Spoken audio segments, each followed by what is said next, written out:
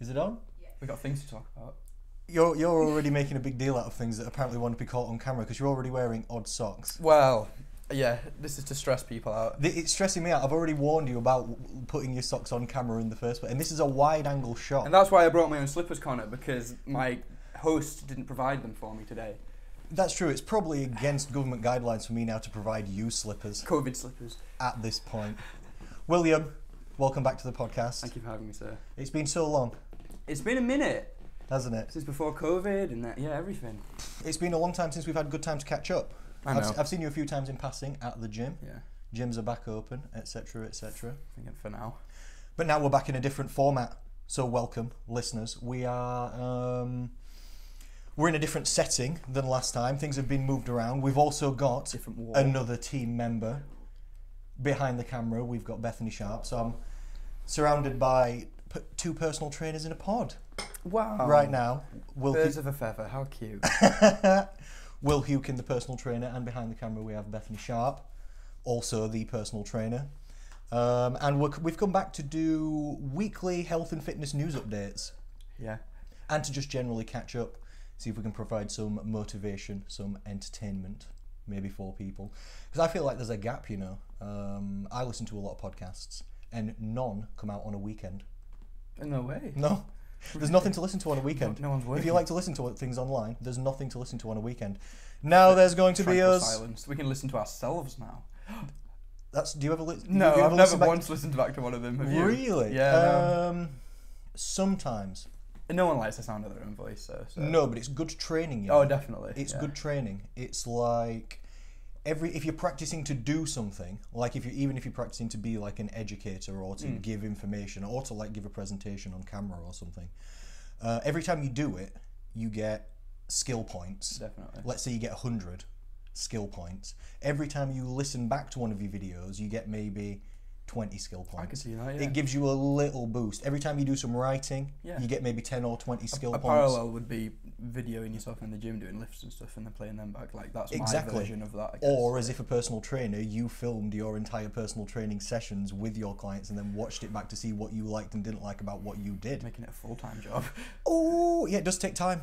It does take time. It would be interesting to analyse yourself like that. Because it's very easy to become a disconnect from how you should interact with people. I think as a PT, like, you know, to just be a wall of like information without being personality behind it. You know what I mean? Yeah, I definitely know what you mean. It's and it's a personal job. It's called personal training. So how can you do personal training without personality? Breaking through that makes no sense, does it? Because it's people working with people. So I saw a gap and I thought we should do a weekend podcast.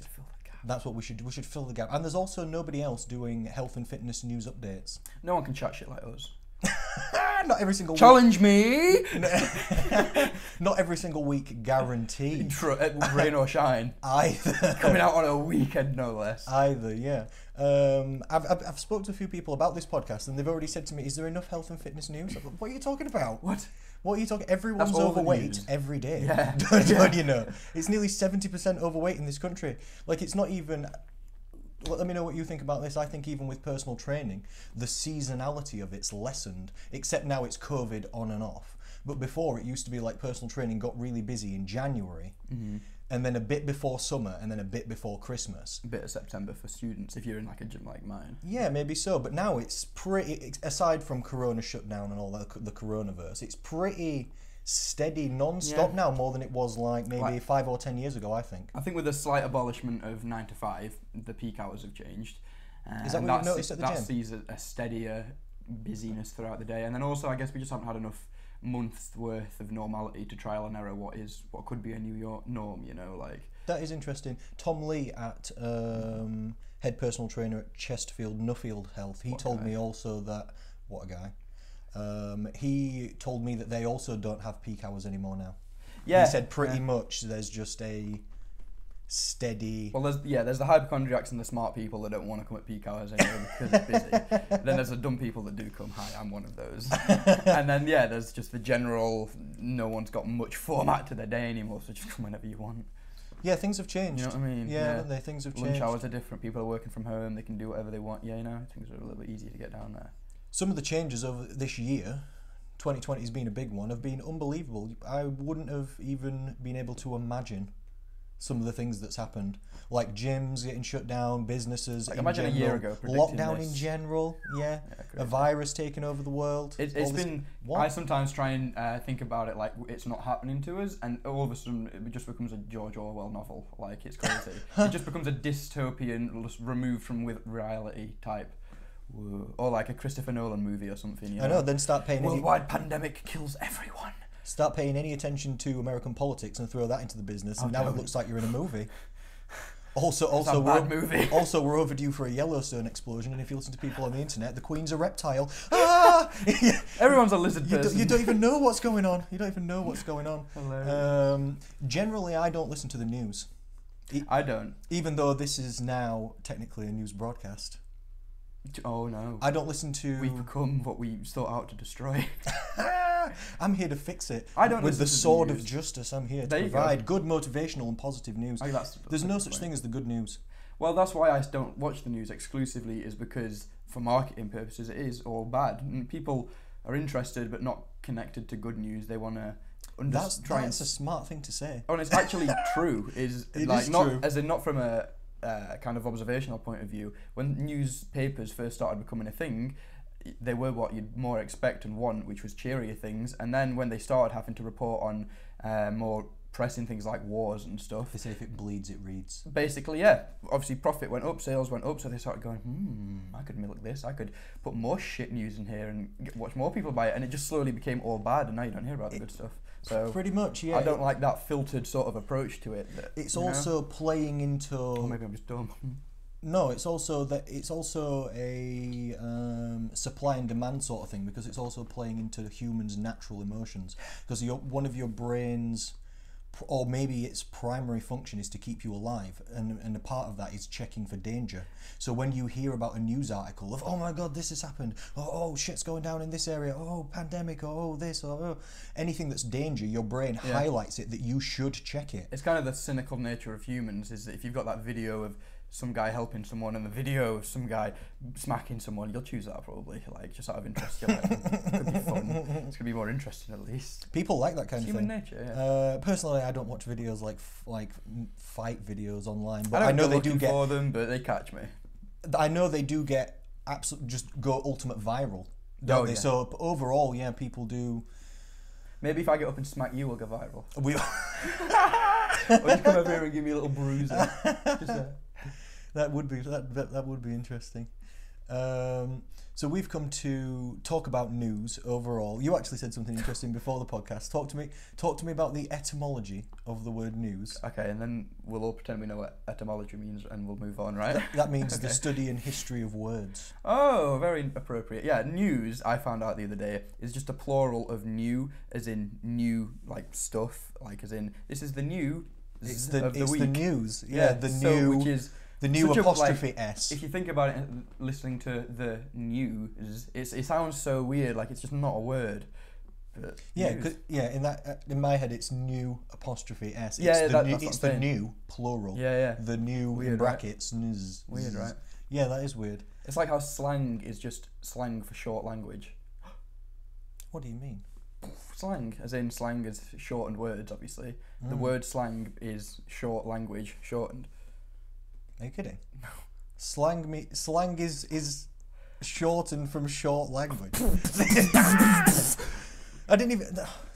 You know things about words. I know. I like that. 4 things about words. Yeah. We've already used 2. Yeah, don't push me anymore. We can squeeze another podcast out of that later. 4 things. That's all I've got. What's the first topic of discussion? News topics. Yeah. Bethany Sharp.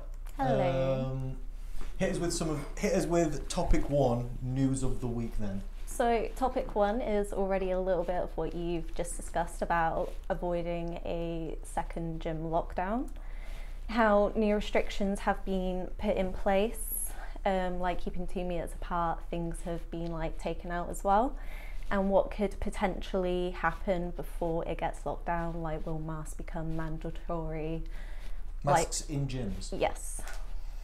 Masks in gyms? Interesting. What do you think about this? You already have to wear a mask in a gym as a personal trainer. The PT, yeah. And what do you do about the 2 metre rule? I kind of it hooks on the ear, and then you step in, and then you step out, and that's how you talk to your clients. Literally, if I'm within 2 meters, it's on, and then I step away to watch technique, and it's off, so I can breathe for a bit, and that's nice.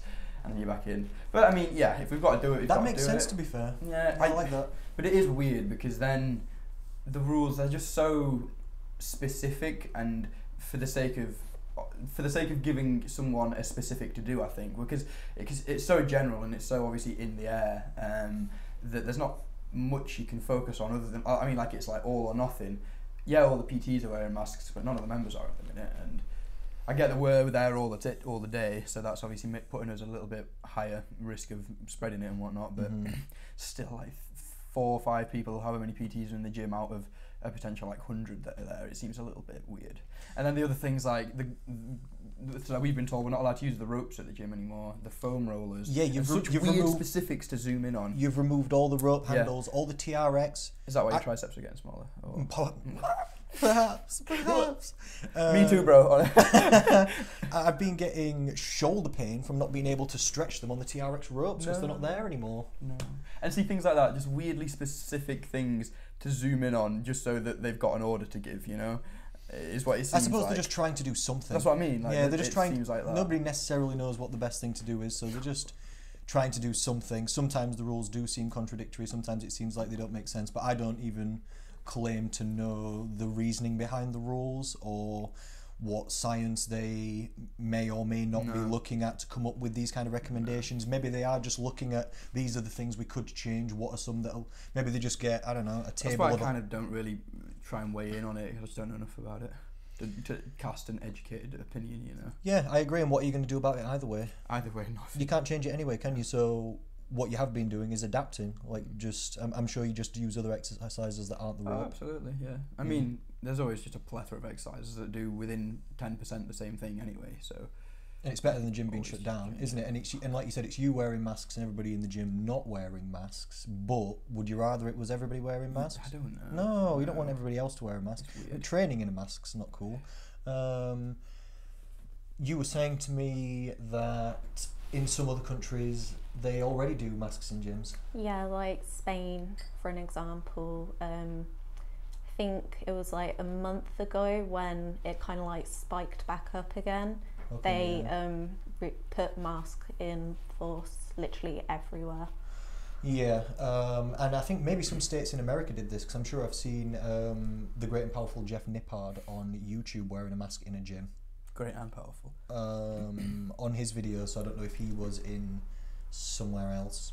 Yeah, but he's Canadian, I think, isn't he? I have no idea, but he's somewhere that's not here. But yeah, I mean, if it happens, it happens. I mean, I'll play ball for whatever the rules are for the sake of the population, but I think in general there's going to be a weird wave and toss-up between supporting the economy and then the death rate, and they've got the their sort of ceiling that they're allowed to hit in terms of death rates, which is what it was matched at in March, and then that's where we'd have to start employing more lockdown regulations, which would obviously damage the economy. And they'd do that until the death rate went back down, and the economy's suffering, so then they have to get all that that's out an of the way, awful balance and then to the people fly it making back these up, decisions. and then just, I guess, constantly ride it until it gets less and less and evens out is the plan? Question mark? Who knows? I don't want to be the person making. I don't want to be the person making those decisions, and I don't know. I want to sit in this little chair and just be cozy, and yeah. I don't know if I could make better decisions. I just tell people to eat veg online. That's literally all I do. Were you going to say something, Beth? No, sorry. Oh, all right. Okay. And another shout out to a great and powerful individual, the one and only Chris Burgess from Lift the Bar. I know that name. Taught me how to be a personal trainer, essentially. Coaching Beth on. I need coaching by Chris Burgess.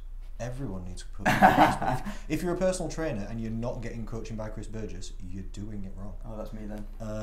It's £36 per month. It's you just sign up to it. I wouldn't have made any money ever without Chris Burgess. I probably wouldn't have been able to not even just run my own business, but I also wouldn't have trained any clients successfully. Do you reckon? No. Interesting. How I do consultations, how I approached the gym floor, how I ran the business, how the finances, even people skills.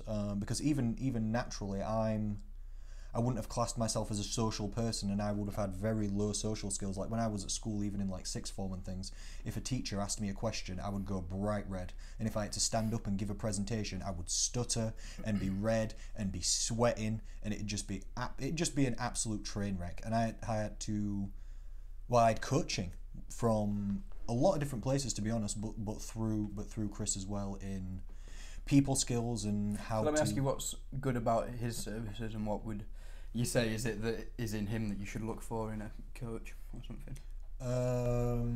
He's about helping the people first. Oh, cool. That's his number one thing. Which in a roundabout way is also better business. That's pretty much the only thing. Yeah, his philosophy is pretty much if you're a personal trainer, you're there to help someone achieve their goals. First and foremost is do a really good job helping those people achieve their goals. After that, pretty much the rest of it will fall into place on its own. And yes, also, there is more to it, but I think just because in that statement alone, if you actually analyse it and start thinking about what that means, it opens up to more or less every avenue of personal training. The fact, if some to just actually consider their goals. If I was to say to one personal trainer, like to every personal trainer, just one bit of advice is to shut up listening to themselves for a bit and just listen to the client and actually think about their goals for a change, and the fact that it's not the same as you, it's not the same as someone else. And well, I had a client that I started with the other week, and in our first session we did 2 sets of bodyweight hip thrusts and 2 sets of bodyweight lunges in an entire hour. That's all we did, and for the rest of the time we literally just spoke. And a lot of personal trainers could walk away from that feeling like they've wasted that client's money and maybe your time or something, but in reality, if someone's goal it requires more coaching and more like habit changes, more mental support, things like that, then that's the stuff that you need to spend your time on. And I think that's where personal training can just branch into so many things when it can be so interesting. And I think so many people immediately just cut themselves short by making it vocationally about training and nothing else. About the exercises. Yeah. When not expanding it into other things. Yeah, and if you look at graphs and charts of goal achievement, exercise selection is only a minor variable. Oh, God, yeah. So actually what exercises you actually do is not that important, is it? For any goal? The only time exercise selections are important are if you're rehabbing something, if you're trying to avoid doing something, or you have a specific goal in a specific exercise. Specific goals. If you want to squat, you're going to have to squat. Yeah, that makes sense. Otherwise, if you've got like fat loss goals or even bodybuilding goals or strength training goals... There's no one thing you need to do. No, there's no one thing you need to do, is there? So focusing on the exercises, I completely agree. Not necessarily the right way to go about things, but... Well, I think it's because people a lot of the time research like the perfect way to train this, that or the other, and then they focus on perfection. But the problem with that is that it comes with a whole other host of things like systemic fatigue that's just going to run you into the ground potentially, unenjoyment if you're just following someone else's What do you mean? Just training the same thing over and over and just over training and over again? the two. If you train too perfectly, it can, and you don't take what's called a biofeedback approach where you listen to your body and use that to take forward and to decide a program. If you don't sort of listen to that, you end up just running yourself into the ground. It's what I did. It's what I would attribute a lot of the reasons why I last ended up in hospital was just because I was going too hard and not listening to my body. Like I had a quinsy and I was still like, I have to squat today. Just like unnecessary shit where I could have just been smart about it and not trained, and it wouldn't have been the end of the world. It would have kept moving around and I would have been fine. And I think... Yeah, then you had to take some time off training. Exactly. Obviously you were in hospital and stuff. And I think the way to sum that up is just that consistency is better than perfection. If you can just consistently be good enough is by definition good enough. Crack on with that. You don't need perfection. You just keep going with good enough and it will consistently continue to be good enough. I'm starting it. I thought that was absolutely amazing. It's so simple. And I agree. You make it sound simple for sure. I can remember how we got round to this point in the conversation, but there's been too many alleyways. We were talking about Chris Burgess. And oh yeah, he is to me the guru of personal training, and he has predicted that maybe this year, only maybe later, there might be a full lockdown or there might be masks in gyms because that's what other countries have been doing. I could see that. So maybe to prepare for these kind of things. At the minute, as was in the news article, there has been changes this week in terms of pubs shutting down earlier, still 2 metre rule, you can't meet more than 6 people at once, etc. Some household stuff, I think, as well. Yeah. Some places are on localised lockdowns though. Like where? Where you can't visit in specific places. I can't remember, but there's specific places right now where you can't visit people in homes, etc., etc. But we've escaped another, like you said, economic and business lockdown at least. So far, yeah. So far, yeah, which is good news, isn't it? Which is good news. Let's hope winter doesn't take too much of a toll, because that's a breeding ground for viruses in general, I guess. It can be, and no one's really entirely sure why that is, One correlating factor is probably people's vitamin D levels go down, but another argument to that is everyone's vitamin D levels suck all year anyway. It's very true. English, pale people. Yeah, and also sunlight does kill viruses. Like, sunlight apparently kills coronavirus. I've heard that. I don't know to what extent and how hot it has to be or how blasted it has to be. I'm not a virologist. Is that a thing? Why do you know these words? No, I'm making that up. Beth, do a Google. Do a Google. Do a Google. What is someone who studies viruses called? It can't be virusologist. That's not. Oh, virologist can't be a thing either. I mean, good effort, I'd say. I am not one of these. No, you're not. I try to know a little bit because it is to do with health, and I know nutritionally about the immune system, etc. But one of the big correlating factors is what does the cold weather really do? Not much, apart from it's less sunny, so you get less vitamin D.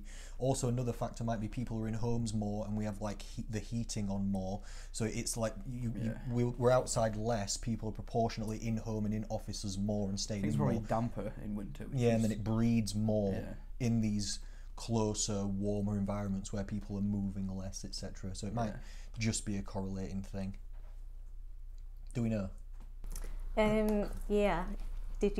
What did you say it was? Tell us what it is, and I'll say whether that's and then what you'll edit your answer. Virologist. Virologist. Oh! Did I say that? You might have said that. I believe you said that. Wind it back. I said something close to that. Yeah, something. Well done. I'm proud of you. Look at you little wordsmith. I don't know. You've got to try, don't you? Well, hey. You've got to try. I like to be surrounded by books. It makes me feel pseudo-intelligent. You pretend like you read them all. Do you know one of the things I actually do? And this is... I'm going to say something that's true now. As opposed to all the lies you've been... Oh, here we go, people. You got me there so badly. That was excellent. Played yourself. Go on, what's the truth?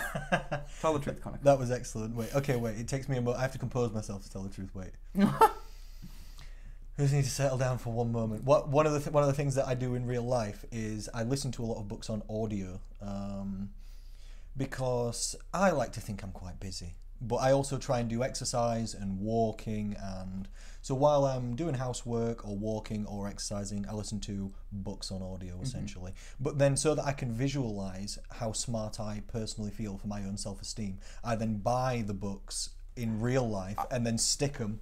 Okay, I have done that, yeah. On these bookshelves, even though I've not... The book looks pristine because probs I've not opened it, but I've listened to it on Audible. I have and done then that blasted before. it on there just because I like it. I did that with, I think, a Ryan Holiday book, and just bought it afterwards and banged it on the shelf. Just like, yep. It's just a nod from me to me. Yeah, and then also just like people can see that you've read it. It's for my self-esteem. No. Like I said, it's for myself. It's for my self-esteem. Do we have Bethy She? Yes. Another news article. What else is going on in the news this week? So second news article is about attitudes changing towards home training. Oh yeah, this is one of the things I wanted to talk about for sure. How did your exercise go over lockdown, would you say? Initially, it was good fun for a little bit because I just made some equipment on my roof, and I made a pulley to do tricep extensions and stuff. It was cool.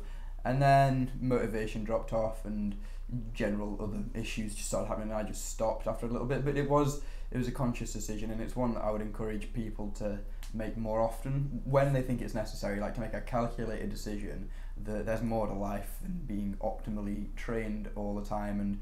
And also like you were just saying, good enough. good enough. Literally, like you were just Yeah. saying, ease off on yourself sometimes Yeah. if you don't feel like it's And also the just time. like, it had been my life for 5 years, 7 days a week, and even when I was... Yeah, you're like me, you never take a day off. You know what I mean? Yeah, I know exactly what you mean. Yes, you do, yeah. And for that, because I always say, we can maybe come back to this later, because an analogy I always like to say in the gym as well is that use everything for what it's good at. Like a tool, you wouldn't use a screwdriver to hammer a nail into the wall, you'd use a hammer. Use things for what they're good at. And what I say in the gym is like, for compounds, you'd use that to get strong, and for isolation, you'd use that to squeeze, that kind of comparison. Like, you don't try and walk in a different lane that it doesn't work for. And yeah, same kind of thing with that stuff as well. I just think, like, I could not train optimally outside of the gym, considering how specific my goals are in the gym. So considering that I can just get back to it at some point and do it better, probably the second time round. And you were I'll making just yourself try and feel overtraining. Yeah, and I'll just try and find peace with not training for a little bit and enjoying some other things. Like, I just got down with writing and stuff and just did more like that kind of stuff. Oh, and a lot of unproductive stuff, like sitting and watching. Yeah, just generally taking a break. Like you said, you'd been grinding it on not only your work, your exercise, but also work and everything just for years and years and years, with nigh on literally not even one day off. Yes. Yeah. Sometimes you need a break. And then how do you feel now getting back to it all then, would be my next question. I've had a weird relationship with training personally, me, over the last few months. Like, I get it, the weird, again, think about the hormonal imbalances that alone, like, before you even start thinking about how you personally can start thinking about things. If you go from 7 days a week, like 6 a.m. wake ups, eating perfectly, training 3 hours a day, training and motivating clients, and generally being positive. Is this you before? Yeah, and getting in bed for 10 at the latest every day for 5 years straight, to then nothing, to waking up at 11 and having breakfast at 5 and it was a pizza. Imagine the hormonal and no training. Bed by 3 in the morning. Imagine the hormonal differences in your body and how that's going to change. So I'd say just on a base level, I was having a bad time, and then you can obviously you start internalizing that as well, and then you start actually thinking about how you're having a bad time, realize you're having a bad time, and then you're having an even worse time. But we're out the other end now. So because then you're feeling bad for feeling bad. And then you're just perpetuating your own stew. I wasn't alone. Obviously, everyone was feeling a little bit like that. It was just a shit time for everyone. Yeah. True, I understand. But it was very, very alien and weird. I had serious anxiety attacks the first day the gym shut because I just didn't know what to... 5 years, that was it. And then the gym shut, and I remember just being like, tomorrow is what? Like, what? Do I wake up at all? What? You know, it was weird. Like, I had no idea. Yeah. Oh, man. How about you? I never liked training in the first place. I know you don't like... See, because I like training is the thing, some bits of it. So I've always had just maybe not a negative relationship with it, but I never like it. I just use it as the tool. Yeah. I want to get a job done. I want to be able to eat pizza and still stay in shape. That's literally, those are the things that I want. Well, so I just do it as a tool, literally. So you didn't mind training from home? I think I took about 2 weeks off. Didn't do it. I didn't have any home equipment, so it took a while to get some sorted. So I originally took about 2 weeks off. Again, I didn't care about that at all.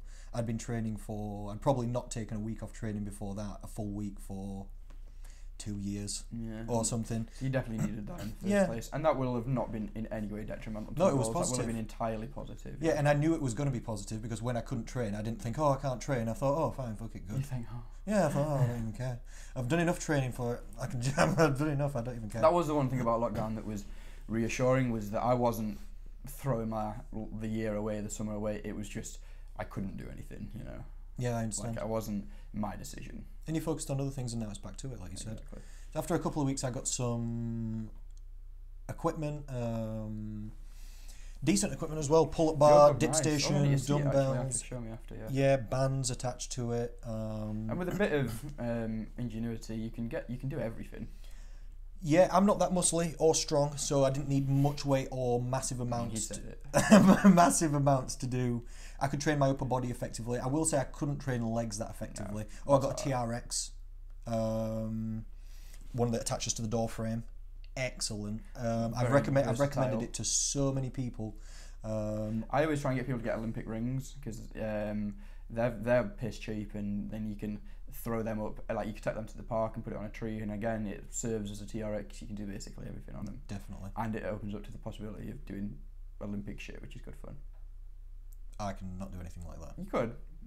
No, I remember you hanging Olympic rings from the rafters in the gym and then doing the iron cross That shit hurts, you know. thing. I remember I got up, went to put one arm out to there, immediately fell. And I thought, this is not for me. This is not for me. I'm going to lift things in a static range of motion and put them back in the same place. Yeah. And that's what I do too. I just get the job done as basic and easy as possible. I like to do minimal effective dose on training, Good just enough to get the job done. It was hard to train legs. It's hard to... because I've got quite strong legs. I do Yeah. weights at the gym. Yeah. But It's not, I'd say it's easy to stimulate everything, and to be fair, on a small amount of stimulation you can maintain muscle mass, but strength for me was one thing, being like more of a strength you actually do raw strength training. You know, just like power. yeah, like any amount of muscle and physique that I might attain is just a byproduct of training for strength. So like, what's a deadlift for you? A good deadlift? well, I don't weight. really like deadlift anymore. Right, what's a good heavy weighted exercise for you? What do you mean, like the exercise itself? Squats are probably my favourite. What can you do on a squat? My 1 rep max is 165. 165. I You really can't want- do that at home. I was on track to get yeah, exactly. You know what I mean? And the specificity behind that as well. You just can't. Yeah. That's more than me and Beth on your back. I was on track to get a 180 for the end of the year, and I was so pumped about it. 4 plates aside, no more, no more. And I don't like deadlifting anymore, but I do love stiff legging, and I'd managed to get that up to 125 for sets of 8 before. That's heavy. That's not. It's good fun. That's heavy. That's a strong low back. Going strong on that is going heavy on that's real nice. Full range of motion. That's a strong low back. Powerful glutes. Powerful That's for glutes. days. Walking around like a gorilla. Versus now I'm walking around like a stick insect. So things were okay, thank you. Yeah, I tried to do some cardio and some running. I did like 2 weeks and sacked it off. I did like Agreed. 3 or 4 runs, sacked it off. I just couldn't. I had no. Again, it motivation makes sense. for it. That's someone going from their goals in the gym and then just thinking, well, I'll run instead. And it's the kind of thing. Yeah, I tried. Every now and then a client will say to me, I'll be like, hey, how did your session go today? That they were meant to train on their own, and they go, oh, I didn't make it in, but I went for a run, so it's fine. And I'm like, no, it's not, because you had a specific plan to do in the gym, and running just does not substitute for it. You know, that's like missing a Spanish lesson to go and learn Chinese and thinking it's helped. It's a different thing. Yeah, I can see why that. So if your goals aren't in running, then they're not going to translate. I was going to say it depends what your goal is. Yeah. Like if one of my members on my 6 Steps to Slim program did that, I'd be like, great. Yeah, cool. Because they've got fat loss and health goals overall mostly. So whether they weightlift or whether they run, it's just good that they're doing things. There's no such thing as a bad exercise or a bad approach, as long as you can justify it. I think there are some bad approaches. Like what? Well, mind you, then you might not be able to justify them. So you might. I mean, I'm you might have talking to the covered nth your own degree. Like caveats banging your there. head against the wall isn't a good idea unless you're trying to knock yourself out, and then all of a sudden it becomes appropriate. Oh right, yeah, I can see how you've covered your own caveats. Yeah, there. shut up. Yeah, because you couldn't justify it, could you? Huh? Yeah, because you. What did you say? There's no bad exercises at all. Unless you can justify it. Yeah, but what? All right. What if it's just a ridiculous justification? Because some people's justification, like some people can justify to you, like I said, I why, can why have the a Queen's a personal reptile. opinion that your justification is stupid, but it doesn't make it any less valid in your head. I'll have to just agree because I'm starting to not understand the conversation, so I'll just have to agree. What's next on the news? This is what I do. If you don't have actual facts to back up your argument, you just bullshit until It's the all person feelings, gets no confused. facts. Yeah. All feelings, no I'm facts. confused now. I'm leaving this conversation, and then I take the high ground. But yeah, what is the next topic? On my solo videos, I do facts. Me and Will, we just do feelings. Next news article is about a smart kettlebell. Oh yeah, I wanted to talk to you about this. So you know you have those like adjustable dumbbells. Does it have a touch screen? I think it does. What? Well, Okay, go on, yeah. Wait. If it's a smart kettlebell, what does smart mean? Smart means connects to the internet. What does it? That's what smart means. It's a smartphone because it's an internet phone. It's a smart watch because it's an internet watch. Cool. It's a smart kettle because you can turn your kettle on from an app. So how does this kettlebell connect to the internet, and what advantages are we getting? Don't believe it connects to the internet. It definitely connects to the internet. It definitely connects to the internet because I laughed at this earlier. You get an app on your phone and it logs the sets and reps that you do automatically. You can't be serious. Like the machines, it's got a touch screen on it. Like those machines that Have you ever seen the machines that have a computer built into them and it counts your reps for you as you do it? I And then have. tells you if you're doing bullshit. It gives a smiley face or a sad face. Yeah, it goes, right, you're a fuck. Don't judge me. Yeah. Shit. Hilarious. If it even commented on the weight you're lifting, like, When I did my level 3 personal training exams, I did it at a gym the that... sauce. Is it the Source? That's yeah. where they have Is them. that where they have those machines? Near And Meadowhall, even when I was a beginner person, I'd never personal trained anyone. I was just... Oh, no, I had, but never officially, I suppose, because I didn't have the qualification.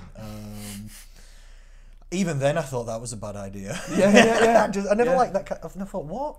It does make sense. No, I don't want it to count my reps. That makes no sense. I don't even know why that's advantageous. No.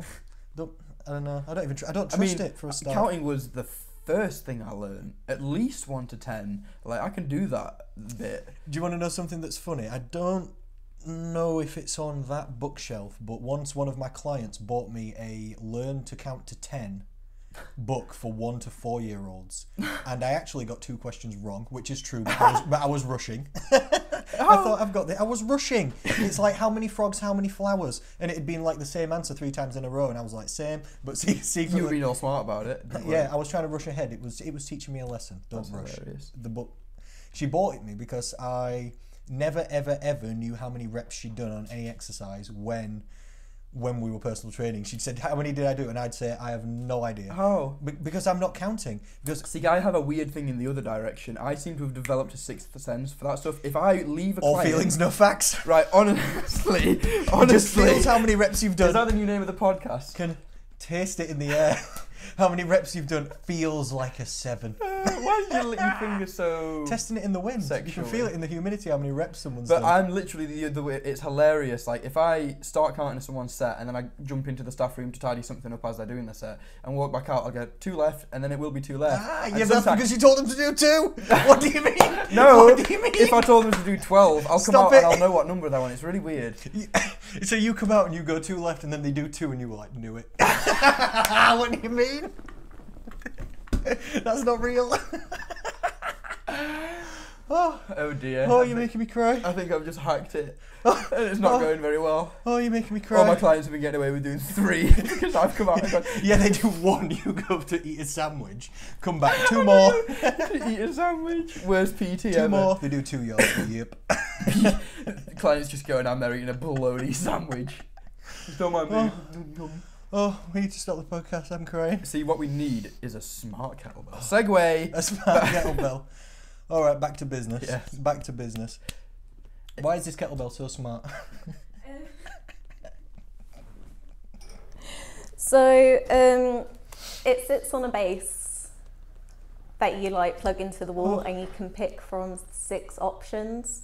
It goes from 5.4 kg to 19 kg. 5.4 to 19. First of all, that's a not bad. reasonable range. That's not bad. That's a reasonable range, yeah. That's not bad. Like, if you could get 2 of those, I was doing just it thinking, how would bilaterally. it do with 2? Yeah, so if you had a bilateral. Have you ever option, used that'd be adjustable nice. dumbbells, or do you have clients that have got them? Because I've never used them, but I have clients that have got them. I'd imagine it's a good option. They're quite good. They're a bit long sometimes. Like if you want to take it down to the lightest weight, I've got one client, hers go from 2.5 to 25 on each dumbbell. Yeah. Excellent. But if you want to have it at the 2.5, the dumbbell's still that long. It's still the size of a 25, but it's just really thin with one tiny plate on the end. And the more you turn the dial, the more plates it adds So on. you can work with that. A bit awkward. It's actually really good. Yeah, it's actually really good. But I also kind of don't trust it. Like, I don't know. Security wise, Yeah, you know, like if this is an adjustable kettlebell and you're swinging it, Hell yeah. And also it better be with- built well. with competition kettlebells, they are so calibrated that for them to obviously be even, so that when you swing it, it's the weight distribution is where you want it, and that's what I'd have to look how it unloads the weight. If it's obviously, I imagine it's even, so that it's not imbalanced. But I don't know I how much understand what you mean. of a difference that would make to the exercise. Like, 'cause you know, kettlebells are usually one size and then just filled with different densities, so that you have a consistent, like a constant variable of size. If that makes sense. I suppose the good ones are like Yeah, the you mean actual like in the kettlebells. same way as Olympic plates are all the same size. Exactly. But normal plates at a gym are not. Kettlebells. And it's Most, I because- would say the opposite. I would say most kettlebells are not the right way, but I know what you mean. Well, Most they shouldn't kettlebells be, are bigger, yeah. the heavier it gets. But you're saying if you wanted it to be right, they should all be the same size, but be different weights regardless of. So the That's exercise what is competition always. kettlebells are. Yeah. That makes sense. It'd be interesting makes to sense. what that was like, but it's a decent idea in theory, I think. Yeah. Yeah, and I'm never a fan of the count. I've just remembered how we got around to this as well. Why I've never counted anybody's reps, and why I never know how many reps people. All right, go on. People have done. It's because how many reps the person's done is so low down on my priority list of things that I'm checking as they're training.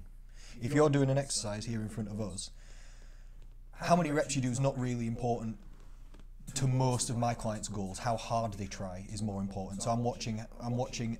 Firstly, I'd stalk around people in a circle. I do that. I feel so like a hawk. Yeah, like a hawk. I walk around them slowly but non-stop in a wide circle. And that's because I'm checking every single one of their joints from the bottom to the top from every angle. So firstly, I'm looking at are the feet in the right position? Are they pointed the direction we want, whether that's forward or outwards or something? Are they flat on the floor as they're moving? Are their feet rocking in and out or going up or down like they shouldn't be? If that's fine. If it's not, then I'll do a little correction. Yeah, but if I glance at that and it's fine, then you move on to the knees. Are they going in and out? Are they in the right direction? Is anything weird happening? If it's a good approach, yeah, and then go up to the hips. Is the spine straight? Boom, boom, boom. What about this? And so that's first. Are they in the right position? Then I'm probably worried about are they breathing correctly? Because I'm mostly working with beginner clients, and they have a tendency to hold their breath and stuff. Then I'm worried about how smoothly they're going up and down. Then I'm probably judging how hard they're trying. I'm probably judging reps in reserve based on what I know about them, essentially. And then I'm thinking, fuck, how many have they done? Literally, I'm doing all that literally, and then I'm like, see, I do all that, and then no idea. But I'll unless it's the first session with a client, again, all feelings. I'll know roughly what weight they can do on every exercise, and roughly how many reps they can do, and I'll be watching them because throughout the sets, how many reps they can do will also change because they'll get tired, etc. Won't they? And we often do circuits, so that the order of the exercises sometimes affects how fatigued they are when they get to it, so they can't always do the predicted amount of reps. I might know they can do 10, but this time we've done 3 exercises before that one in a circuit, so now they can only do 6 or something. So I'm mostly watching, like, say, bar speed or how much they're wobbling or struggling, and judging how suspect it's getting, and then I'm thinking like you, 2 more. I think you've got 2 more in there that are good, and then stop them when it starts to look wobbly or not safe. And then I've got no freaking clue how many. Then again, all feelings. I'm like, how many did I do? I'm like, does that change as you've started training people for longer? Because I'd say if you were to call all those things like good technique just prerequisites, so imagining that someone has already got everything like that with a specific exercise on lockdown, I'd say from there, reps are one of the more important things to count, so you can progressively overload. I like that. I'm gonna have to agree. Yeah, because if you've been working with a client for, let's say, a month or 2, I just say, right, we're doing, like, I'm working with you. I just say, right, we're doing Romanian deadlifts. You're just gonna do it right. So exactly. So it'd take me. I would still every single time do that. Yeah. But it'd take me 1 second to go correct. Good. And then yes, I would be counting the reps because, like you said. And especially because for the goals progress. If it's the start of a... My voice has been weird. Can anyone else say that? No, you sound fine. If it's the start of a program for a client, as in they've got good technique and you're starting to just write a program and get them good at stuff, you need to initially record the reps so that you can then know you're beating that next time, but then also next time you've got to count it so you know you're beating last time. Correct. And that just keep going progressive forward. Overload, yeah. Exactly. To get, especially with strength training goals like your clients have, the idea is to do more, isn't it? Yeah, and it's mostly all my clients, because I just kind of give them strength training goals. Like if they're a fat loss client, I'm like, all right, cool, so we'll coach you through that, but that will always just be consistently happening in the background and won't take place in the gym at all, really, unless you're getting steps in on the treadmill. True. So again, using a tool for what it's good for, the gym has very little persuasion over fat loss, and so use it for what it's good for. It's very good at getting you strong, which is very fucking healthy. Second to fat loss is just so important. So I'm not going to try and squeeze fat loss out of this thing that isn't particularly good at it, you know. I'm using it for what it's good for. It's good for getting strong, and it's down the other. It's a good time for me to sit down and talk with my clients and discuss other elements of life that are important and things like that. Yeah. Me and Beth were talking about the same thing the other day, and I also noticed the same thing with my clinical nutrition qualifications as well, where it's the same things are basically just good for everyone. Everyone should just do full body, well-rounded strength training across a week of your life or a month of your life. You should do for everyone. Very few exceptions, you should be doing some full body, well-rounded strength training. Don't matter whether you've got muscle building goals or not, strength goals or not. You want to be healthy, you want to age well. I also think the argument against that is the the benefits to it are purely based in like physiology, like, oh, it's good to have muscle mass on you and stuff. Mm-hmm. But the people that are arguing that are the people that have never seen the sort of the psychological benefits, the social benefits, the practical implications of getting stronger and building muscle mass. Like, there are much more benefits. That's why I to just it said healthy aging. Yeah, you want to you age can't, healthy? you can't just need really to do appreciate it unless You you've just done need to it. do it. It's like, yeah, someone trying to explain how nice, like hot and cold therapy that I do is initially sounds like hell. Mm-hmm. You die in the sauna for 20 minutes and then jump in a freezing cold shower. Mm-hmm. You're not going to understand the benefits of that until you've done it. I understand. And then it becomes an argument. But it's I hard understand. to... Because it sounds tell people terrible to that. me, and I used to think running also sounded terrible until I could run. And then I'm like, running's awesome. Yeah, of course. I understand the benefits fully. Yeah. I feel great. It has brought so many advantages to my life yeah. that I could never feel before. It's one of the struggles overweight people have as well sometimes that I notice. Especially people that have got more weight to lose, because it's been so long since they were slim, they've forgotten. And most likely, when you've got things, you take it for granted anyway. So when they were slim, you don't notice that you're slim because you just You're are. just you. Yeah, you don't notice that you've not got knee pain every day. But when you've got knee pain, then you notice it every day. Yeah. But for some people, they've had knee pain or been overweight for so long, they've forgotten what being slim can feel like and what it'll bring to their life and the benefits, because it's just been It's so such a long. shame. Yeah, so then it's difficult for them to put all the effort in to get there because they can't even remember what the benefits are. They've never felt it before. Exactly. So it's like trying to And get that's to why I somewhere always say, like, if I'm unknown. having a consultation with someone, I'll first of all ask them their goal, and they will inevitably say tone up, lose fat, this, that, and the other. Mm-hmm. And I'll then explain, all right, yeah, cool. In the gym, there's not much we can do with that. So considering you're going to be working with me twice a week, let's consider some other goals. Do you have any strength goals? And then I usually guide them towards push-ups and pull-ups and things if I can.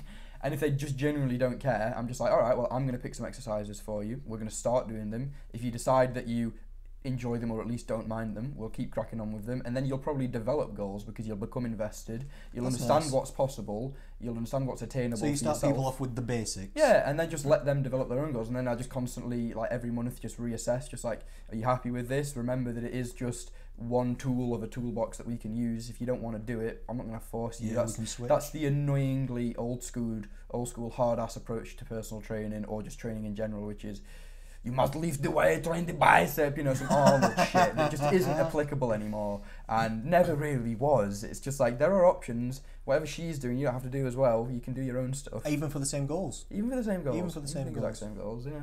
And testament to that is the amount of topics that we can talk about in regards to fat loss, a seemingly simple concept of energy balance that could be summed up in one sentence, spans an entire career for the two of us. Like, how's that even possible?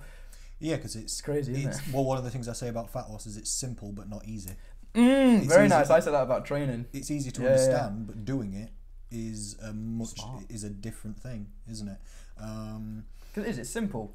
And then the problem is that it's so rooted in simplicity, people are like, where's the catch though? No, it can't be. And they start looking for an excuse. The and catch is it takes forever. The catch is consistency, yeah. It takes forever. Yeah. You want to build muscle? You can do one session. Saddle up, partner. Yeah, you can do one session. Fine. Can you do one session? 10,000. Yeah. SpongeBob screenshot to 5 years later. Yeah, still no Still gains. no bicep. No gains. Testimony to that. You and me. I can't say anything. I know. I'm hiding my arms in this very large chair down like this, slim to my side, so they I'm don't see me on hiding camera. myself in these very large jeans and hoping that works. And I've been training 10 years. What are we doing wrong? It just takes forever, doesn't it? It just takes Try and forever. try and be slim. Like, people ask me all the time how much weight should they expect to lose, or what's a good rate of weight loss, or something like this. And The most annoying question. it's difficult to say because it's different for each person, isn't it? But one of the things I have to explain to them is no matter what you do about it, it's going to take a while. It doesn't matter how fast you go, how much pressure you put on yourself, what you do, how hard you push yourself, or you rag it, or you cut things out. It's still going to take a while. Someone asked me in the gym yesterday and pulled me aside. He was like, "Hey, I've been coming for a bit. How long will it take me to get a good physique?" I was like, man, there's so many moving parts to that question. First of all, it's inherently your opinion that matters and not mine. That's so true. we're going to have different understandings and That's perceptions true. of what is a good physique. Second of all, you've got a good physique as far as I'm concerned. And third of all, stop chasing it. It'll happen, but make it a byproduct of the journey and just enjoy the journey. And Yeah, that's easier to say when you're on the towards the end of it, after you've been going for a while. I wouldn't say that I am. It's like, difficult to understand that. Definitely, yeah, but I think I'm more saying that as a reassurance of myself as well, because that's something that I know I struggle with, Okay. is to not get caught up in the how unimpressed you are with yourself in the gym or something, or whatever you look like or something like that, and just trying to think, just not listening to all the noise in your head, and trying to just boil it down to the raw simplicity and what could be an enjoyable experience, you know, of training. Yeah, that makes sense. I can help you with that a little bit, maybe. Please. One of the things that fixed that for me, not enjoying the journey and being all about the goal and the achieving and the end It just game keeps of getting it. shifted. Yeah, when you achieve your goals and it just moves again and again and again and again, because I've had so many different goals in so many areas of life for so long, and I've achieved them again and again and again and again, but it never stops. No. So the more you achieve your goals and realize it doesn't stop, you realize there isn't an end to get to necessarily, because all these imaginary ends that you keep getting to, and every time you get to that end, it's like you pave the road that you're going down in front of you as you're going. It's like you're putting down your it's own like that pathway scene from as Wallace you're and moving. Gromit, where Gromit's on the train and he's laying track. Really fast in front. It is exactly like Excellent that. analogy. You can make it like that. It can seem like that sometimes, especially if you're caught in your own track of moving and moving and moving. And it's definitely worth saying that there is still a difference between knowing that and actually being able to find peace with it. Because I know, Oh, that's true. I know that, and I still can't find peace with it. And I always, with my clients, just like tell them that, and it reassures me there and then as well. But it's also, I think it's important to let people know that it's okay to not fully. You can understand something and still not quite be able to do it. You know. Yeah, for You know sure. what I mean? Yeah. That's like knowledge versus wisdom. Like knowledge is knowing things, and wisdom is the application of the knowledge. Exactly. And that's like a whole different level to It's it. a whole different avenue of philosophy that we can squeeze into another podcast. Yeah, it reminds me of something I heard the Dalai Lama say of all people once. He said there's 3 stages to I'm butchering it already. Something like there's 3 stages to doing or achieving something, or to knowledge and things like this. He said there's absorption, assimilation, and then action. And he said everybody gets stuck on the 3rd. Firstly, you absorb the knowledge. Secondly, you assimilate it into what you already know. But then 3rd, what are you going to do about it? And that's where everybody gets stuck. Usually. How long have we been on the podcast? think that's 50 minutes. 50 minutes? Wow, we can chat some I shit. think that's it. Have we got any more news topics we need to We've hit? got or are we loads good? more, but it's fine. I think I can make that it, yeah. I think 50 Closing minutes. points from Connor? I'm trying to end it on what you just said, because I think you've said some Oh. amazing things this podcast, and I thought what you said then about trying to make peace with the journey of life in general. Yeah. For me, when you achieve your goals and then you realise it just carries on after it, you just... And it's not about... Then it's a balance. It's not even about not achieving the goals or not even striving for the goals. You just accept that on the way to the goals, sometimes they're so hard and it takes so long to achieve that on the journey to achieving that goal, you become a different person along the way. Goals change. Yeah, and then it moves. Yeah, then your target, then your targets move, and all this theory for me comes from a book that's on that bookshelf down there called The Happiness Hypothesis by Jonathan Haidt. He's the person who he basically invented positive psychology, because all psychology before Jonathan Haidt was negative. All of it. It was schizophrenia, depression, anxiety, Alzheimer's, everything that's bad, everything that you don't want to happen necessarily, that's got negative connotations or to it. He thought, I'll study what makes people happy. And his happiness hypothesis, as the book's titled, was, it's the same as everyone's, I will be happy when. And it's when what? For you, it's different for everybody, isn't it? It's either when I don't know, I have a child, or when my child leaves home, or when I get that promotion, or when I have got enough money, or when I've moved house, or when I'm in a relationship, or when I'm not in this relationship, whatever it might be. I will be happy when. But what they actually found out through these studies is that when you achieve a goal, it on average ratchets up by 33%, and then you just go again. Wow. This is how people become millionaires and billionaires, and it just... Keep chasing. Yeah, it just never stops. happy. It never stops. What they found makes you happy is the progress. Yeah. Yeah. It's not about achieving the goal. This is why my members are happy when they lose £1. Every time they lose £1, they're happy. They get on the scale and they're like, yeah, every time you get an extra rep, you're like, boom. You don't have to wait until you can squat 200 to be happy. That's interesting. Yeah. Every step Very of the nice. way, if you do a little, I don't know, stop and smell the roses and congratulate yourself. You can find happiness in That's the the last line in steps. my ebook. Really? Yeah. My general advice for life: stop and smell the roses. Yeah. Oh, that's nice. Just enjoy it. Yeah. That's nice. Maybe exactly people what should we're just talking about. go smell some roses instead of Yeah. listening to us. Then I think that's the end. What do you think? Yeah. All right. Thank you. Thank you, you. Beth. Thank you, everyone. Thank you, Will. Thank you. Thank you. And thank you.